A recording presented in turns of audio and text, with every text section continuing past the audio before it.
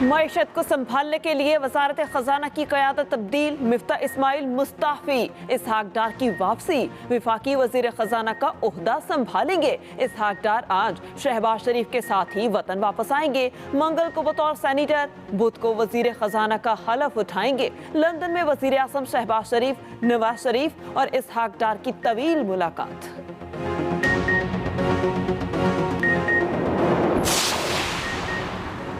Chairman Tehreek Insaf Imran Khan नाअहल होंगे या नहीं, इस्लामाबाद हाई कोर्ट में आज मालूमात छुपाने पर समाअत होगी।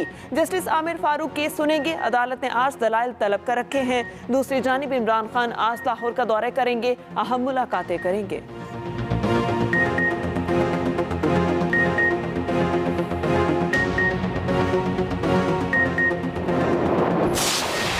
ऑडियो लीक स्कैंडल, क्या वजीर आज़म हाउस भी महफूज नहीं रहा? अहम हुकूमती इजलास की ऑडियो लीक, मुल्की सिक्योरिटी पर सवालात उठ गए। पीटीआई के मुस्ताफी अरकान से मुतालिक लीगी क़यादत की मुबैना ऑडियो सामने आई। मुस्ताफी अरकान से मुतालिक हतमी मंजूरी, लंदन से लिए जाने की मुशावरत। मुबैना ऑडियो में अहम नून लीगी अरकान की आवाज़ें साफ सुनाई दे रही हैं।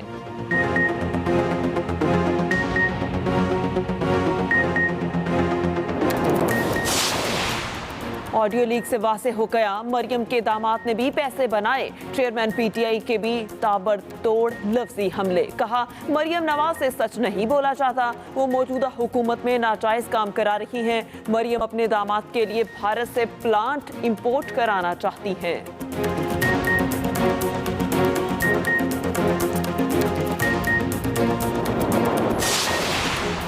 वज़ीर इत्तलात मरियम औरंगज़ेब से पीटीआई कारकुनान की बदतमीजी, लंदन में जुमले कसे, नज़ेब अल्फाज कहते रहे। मरियम औरंगज़ेब ने जवाब में कुछ न कहा, एक पीटीआई कारकुन को समझाती भी रही। अपने रद्द-ए-अमल में कहा, इमरान खान की नफरत अंगेज सियासत का जहर देखकर दुख हुआ।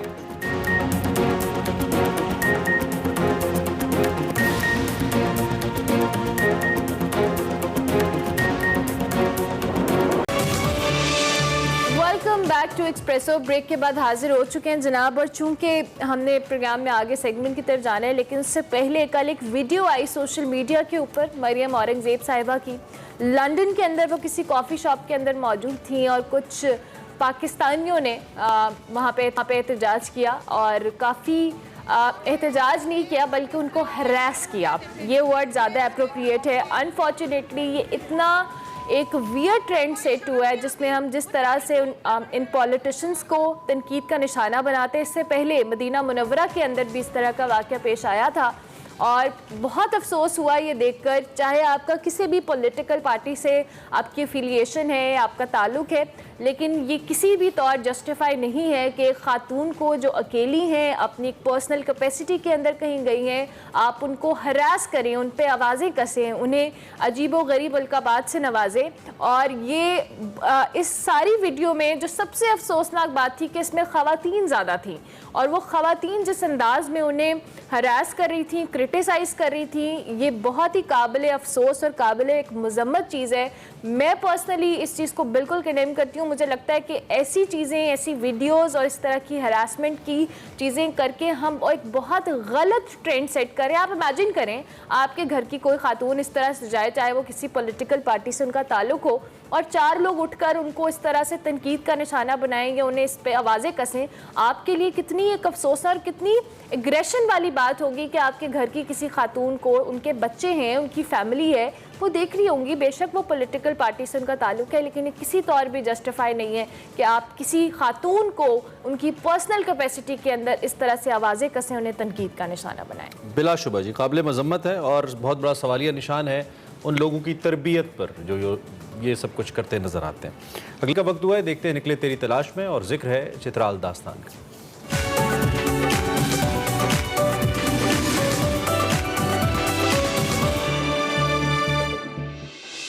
अस्सलाम वालेकुम नाज़रीन, मैं हूं वक़ार अहमद और आप देख रहे हैं निकले तेरी तलाश में।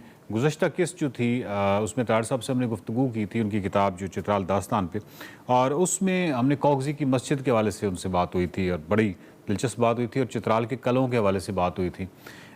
फिर एक सवाल ये भी था कि चित्राल जो है वो उसने हमेशा तारीख़ के हवाले से अपने आप को ज़ुबान और सकाफ़त के हवाले से बरतर समझा है। तो मैंने तार साहब से पूछा था कि क्या उसने जायज़ तौर पर ये समझा है, तो उन्होंने बड़ा खूबसूरत इसका तफसीली जवाब दिया था और इसमें कोई शक नहीं है कि चित्राल जो है वो अपनी सकाफ़त और ज़बान के हवाले से बहुत मुनफरिद और बहुत ही कमाल है।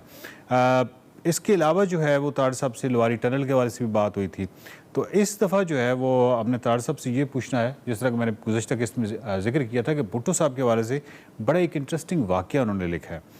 तो तार साहब बहुत शुक्रिया। मेरा पहला सवाल ये है कि जो लोहारी टॉप है, ये लोहारी टनल है, उसमें आपने भुट्टो के हवाले से एक बात की है और भुट्टो के हवाले से आपने कहा है कि अवाम में उनकी मकबूलियत की कुछ वजूहात थी क्योंकि वो आवाम के लिए मांगते थे, और वो जो तख्तेदार पे गए उसकी भी कुछ वजूहात थी। लेकिन ये जो लोहारी टनल के हवाले से भुट्टो के हवाले से जो आपने वाक़या लिखा है ये बहुत ही दिलचस्प है। मैं चाहता हूँ कि अगर आप थोड़ा सा नाजरीन के लिए ये वाक़या जो है ये दोबारा बयान कर दें, गो कि आपने किताब में काफ़ी तफसीली जिक्र किया है, तो अगर ये थोड़ा सा वाक़या बयान हो जाए। एक्चुअली इसमें बड़ा एक इंसिडेंट अगर आपके पास वक्त हो जी जी जी कि लोहारी टनल उसने शुरू की। अच्छा, और जितना रेवेन्यू आता है चित्राल से एक साल में, वो टनल पे पता नहीं कुछ 40 गुना ज़्यादा खर्चा होता था। तो ओवरऑल जब फिजिबिलिटी बनती है किसी भी इलाके के, तो आप देखते हैं कि वहाँ की आमदन क्या है और इसके जवाब में हमें कितना फ़ायदा होगा। तो उसमें इतना फ़ायदा नहीं था, तो इसीलिए बेशतर लोगों ने उसमें तगाफुल इख्तियार किया टनल के मामले। सही। लेकिन भुट्टो की वही, जैसे कि मैंने अर्ज़ किया कि वो पॉपुलर था तो उसकी कुछ वजूहात थी, अगर वो तख्तेदार पे गया उसकी भी कुछ वजूहात थी। लेकिन उसकी पॉपुलैरिटी में एक बहुत बड़ा अमल दखल, एक तो वही मैं शायद नरेट कर चुका हूँ, नॉर्दर्न एरिया के उसने रास्तों को आज़ाद किया, जो पहला शख्स था वो वहाँ पे गया, हर जगह पे गया हेलीकॉप्टर पे। वो तभी उसने कहा था ना कि ये मुझे कैसे फांसी दे सकते हैं, पाकिस्तान का कौन सा खित्ता ऐसा है जहाँ मेरे नक्शे कदम मौजूद नहीं है। He was one prime minister who went everywhere.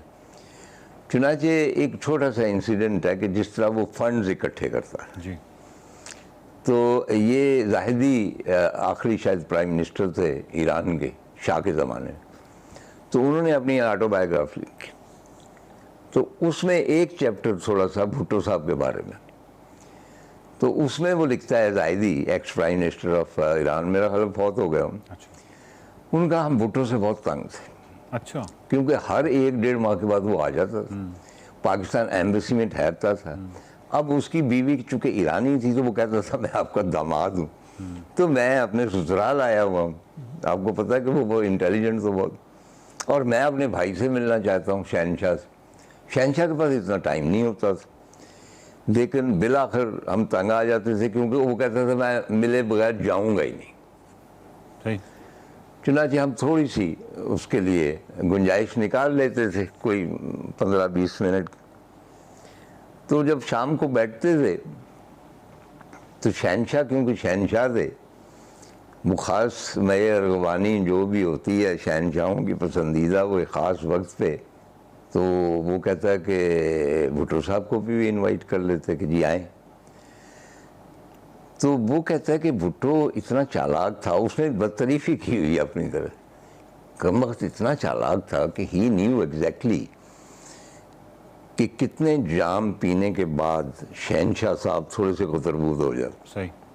And he would wait for that. और जब वो उस कैफियत में जाते थे शहनशाह, तो उस वक्त उसकी एग्जैक्ट मुझे लफ्ज़ याद है, अंग्रेज़ी में जो कोट हुआ, वो अंग्रेज़ी में पढ़ी मैंने, कि एट दैट टाइम